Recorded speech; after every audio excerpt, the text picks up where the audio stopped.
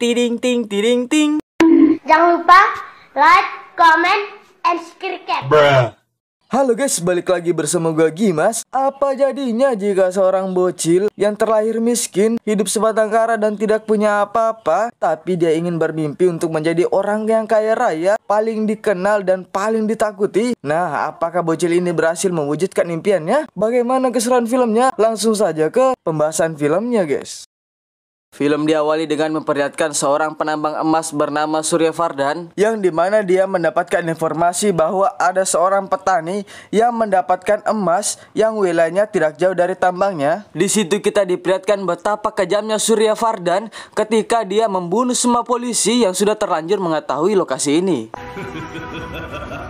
Setelah itu kita diperlihatkan oleh seorang wanita yang sedang hamil tua. Dia hidup sendiri sebatang kara tanpa suami dan tanpa saudara, yang akhirnya wanita itu pun melahirkan anak pertamanya dengan keadaan miskin dan sangat tidak layak. Anak itu diberi nama Raja Krishna Paberia tapi tidak warna biru, di mana wanita ini bekerja keras siang malam hanya untuk menghidupi anak satu-satunya ini.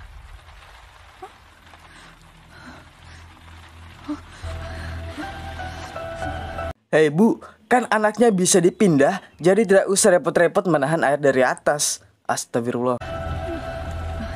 Saat beranjak anak-anak, Raja sudah bekerja keras untuk membiayai pengobatan ibunya sudah sakit-sakitan. Hingga pada tahun 1961, ibunya Raja pun meninggal setelah memberi wasiat singkat yang akan menjadi mindset dan tujuan hidup Raja, yaitu, "Nak, kamu harus menjadi orang yang sangat berkuasa apapun yang terjadi dan harus mati dalam keadaan yang sangat kaya raya."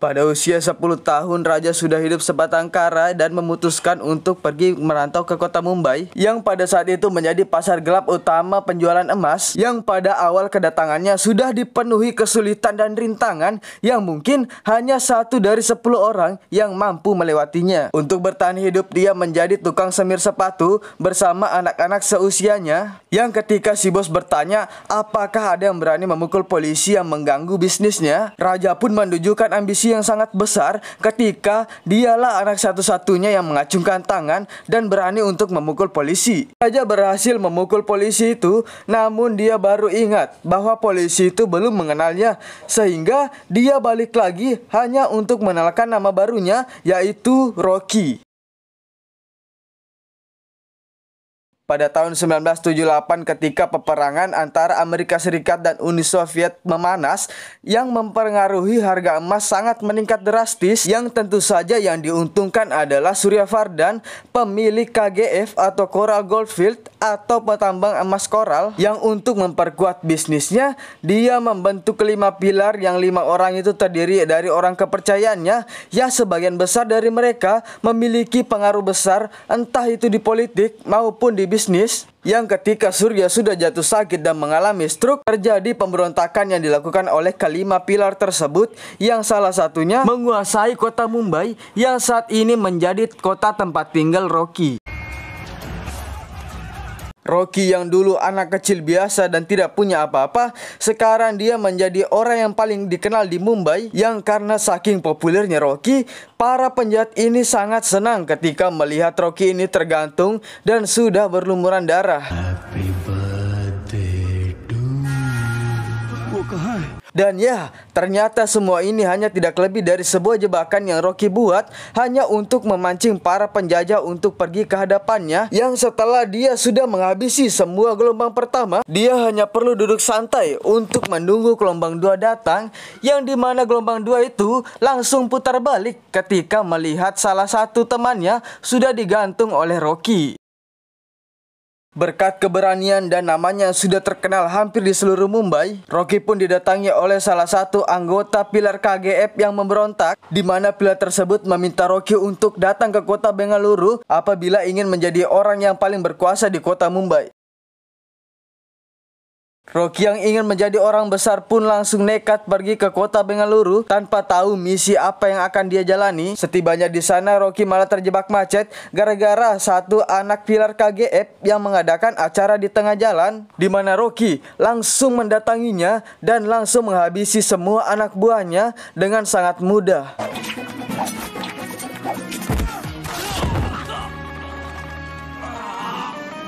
Dia bernama Rina, salah satu anak pilar KGF yang merasa mempunyai kuasa yang memblokir jalan hanya untuk kepentingan pribadi, di mana dia langsung kicap, diam 1000 bahasa ketika melihat Rocky menghabisi semua anak buahnya.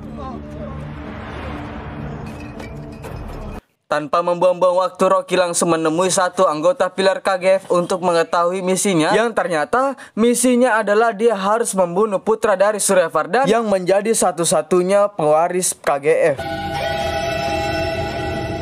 Setelah waktu dan tempat pembunuhannya sudah ditentukan oleh Rocky, dia memilih untuk tinggal di sebuah hotel yang dimana di situ Rina sudah mengetahui lokasinya untuk memberi pelajaran atas yang terjadi tadi malam. Alih-alih membalas perbuatannya, Rina harus dibawa jalan-jalan oleh Rocky yang iseng menyamar jadi sopir. Setelah sampainya di pasar yang kumuh, di situ ada seorang ibu dan anak yang tak sengaja menjatuhkan rotinya, di mana akhirnya Rina merasa kagum dan simpati ketika melihat Rocky menghentikan semua orang hanya untuk mengembalikan roti si ibu yang jatuh itu. Singkat cerita, tibalah hari kedatangan putra Surya Vardhan yang bernama Garuda, yang sangat disegani oleh semua orang berkat kekuasaan yang dimiliki oleh ayahnya, di mana hal mengejutkan pun terjadi ketika Rocky sengaja menggagalkan rencananya setelah menyadari bahwa Garuda mungkin saja bisa dijadikan sebagai alat untuk dirinya menjadi orang besar.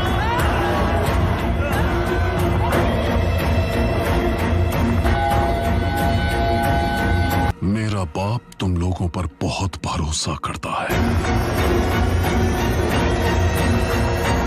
Para pilar KGF ini pun sangat panik ketika rencananya sudah diketahui oleh Garuda, sehingga jika Surya Vardhan mati, tentu saja mereka akan dibantai habis. Mereka juga tidak bisa menyalahkan Rocky sepenuhnya karena memang anak buah Garuda sudah mengetahui rencananya dari awal, sehingga salah satunya cara adalah mengirim satu orang untuk pergi ke KGF yang menjadi sumber emas Surya Vardhan. Namun karena kondisi dan situasinya seperti neraka yang penuh kekejaman, penderitaan dan penjagaan di setiap sudut, mustahil ada orang yang mau dikirim ke sana. Tetapi mereka lupa bahwa di situ ada Rocky yang mengacungkan tangannya dan dengan senang hati untuk pergi ke KGF dan menghabisi Garuda. Satu-satunya cara agar Rocky bisa masuk ke KGF adalah dengan cara ikut bersama orang-orang sudah diculik untuk dijadikan pekerja paksa, di mana Rocky nekat menghampiri rombongan mobil yang membawa pekerja dan menghabisi seluruh penjahat agar dia bisa menyampur dengan orang-orang yang malang ini.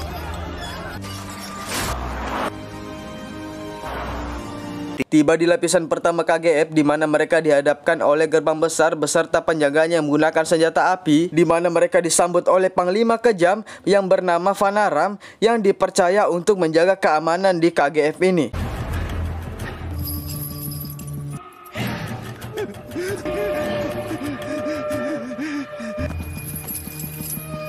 Mirip seperti penjara dengan penderitaan tak berujung, mereka mustahil untuk pulang kembali ke tempat asalnya. Banyak dari mereka yang sudah berada di sini puluhan tahun sejak didirikannya KGF, bahkan ada yang melahirkan di sini juga, sehingga mereka harus tega melihat anak-anaknya hidup sengsara dari kecil.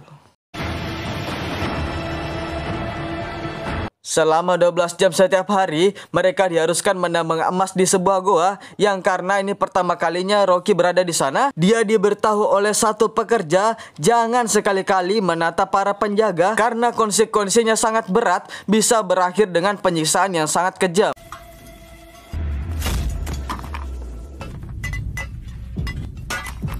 Di tengah para pekerja yang sudah pasrah dengan keadaan, Rocky yang punya tujuan pun mencoba mendekati anak-anak yang sudah dari lahir berada di sana. Dengan sedikit kemampuan untuk menghibur mereka, dia pun dapat mengulik informasi tentang tempat ini. Ketika Rocky dan lainnya sedang membersihkan diri, di situ ada bocah yang tidak sengaja melewati garis putih yang sudah disediakan, di mana orang yang melewati garis putih itu pasti akan ditembak mati, sehingga Rocky harus menyaksikan seorang anak dan ibu yang ditembak mati saat itu juga. Rocky pun diberitahu tentang aturan di tempat ini, di antaranya jika ada orang yang lemah atau tidak bisa bekerja lagi, pasti dia akan dibunuh karena dianggap sebagai beban. Dan ada lagi jika ada seorang yang melahirkan, kalau anaknya itu perempuan akan langsung dibunuh.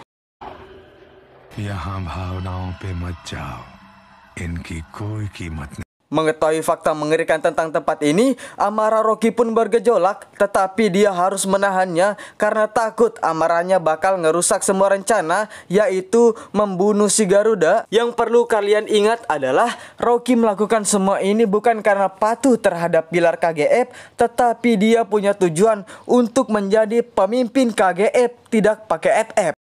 Sesuai dengan informasi anak-anak, Rocky pun mencoba pergi ke ruang perawatan KGF untuk melihat peta KGF dengan cara mengalihkan perhatian para penjaga hingga terjadi suatu ledakan yang membuat orang parah di istana melihatnya. Ketika Rocky sudah selesai melihat peta dan mengetahui arah jalan menuju istana, salah satu pekerja melihat Rocky yang mengira bahwa Rocky sedang mencari jalan keluar untuk bisa kabur dari KGF. Dia memohon agar Rocky mengajaknya, lebih tepatnya mengajak istrinya yang sedang hamil, tetapi Rocky malah bersikap keras dengan menyuruhnya tutup mulut atas apa yang dia lihat barusan.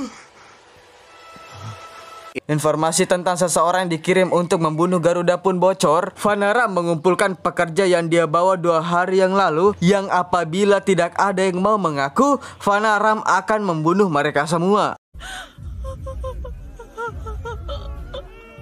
Di detik-detik itulah Rocky sempat akan mencegah pria tadi untuk maju karena takut kalau dia akan membocorkan bahwa dialah pelakunya. Namun betapa gentlemannya pria itu ketika dia sendiri mengorbankan dirinya demi istrinya sedang hamil itu. Hingga setelah semuanya selesai, istri pekerja itu pun melahirkan dan anaknya perempuan, sehingga untuk pengorbanan pria tadi, Rocky pun melarang para pekerja untuk membunuh anaknya. Besokan harinya ketika para pekerja mengantri untuk memulai pekerjaan, seorang kapten yang sombong pun menyadari bahwa kakek itu telah buta. Yang ketika si kakek gagal menaruh sorbannya ke dalam keranjang, si kapten pun membawa kakek ke dalam goa untuk dieksekusi.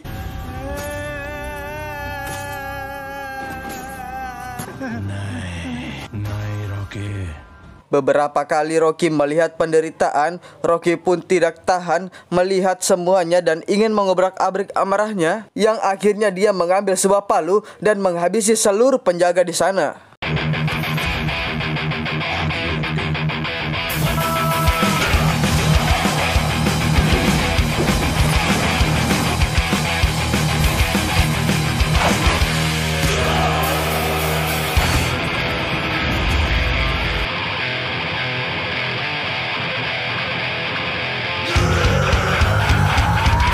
Kakek yang tadi tidak langsung dibunuh, tetapi dipermainkan dulu, yang ketika lampu semua pada mati, satu persatu penjaga pun hilang dalam kegelapan, yang membuat si kapten dalam kepanikan, yang pada akhirnya seluruh penjaga yang ada di tambang ini pun habis dibantai oleh Rocky sendiri.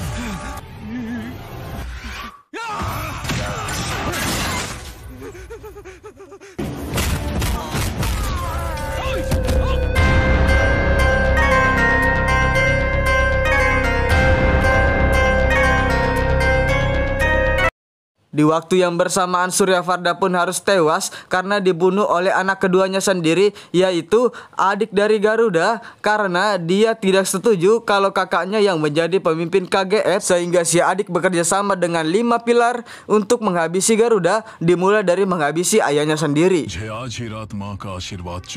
Tidak akan Rocky berhasil membakar semangat semua pekerja untuk melakukan pemberontakan yang seharusnya mereka lakukan dari dulu, di mana mereka semua kompak melakukan pawai obor menuju tempat pemujaan yang akan dilakukan oleh Garuda tepat pada malam hari ini.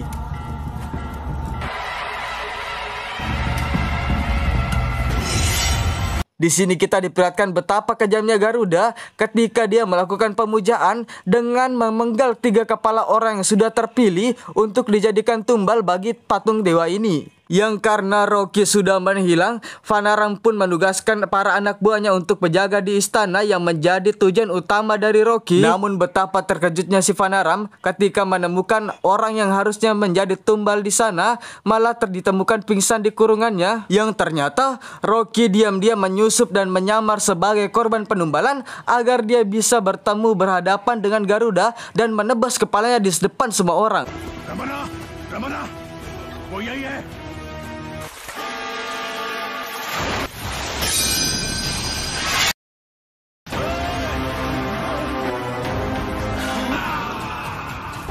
Ambisi dan tekad yang dimiliki Rocky ini memanglah sangat kuat, melebihi orang paling kaya, orang paling kejam dan orang paling berbahaya di sana. Terlahir miskin dan yatim piatu tidak membuatnya pantang menyerah atau mengeluh karena itu bukan gayanya, yang pada akhirnya dia berhasil memenuhi wasiat dari ibunya dan menjadi orang paling kaya, paling berkuasa dan menjadi pemimpin KGF sekarang.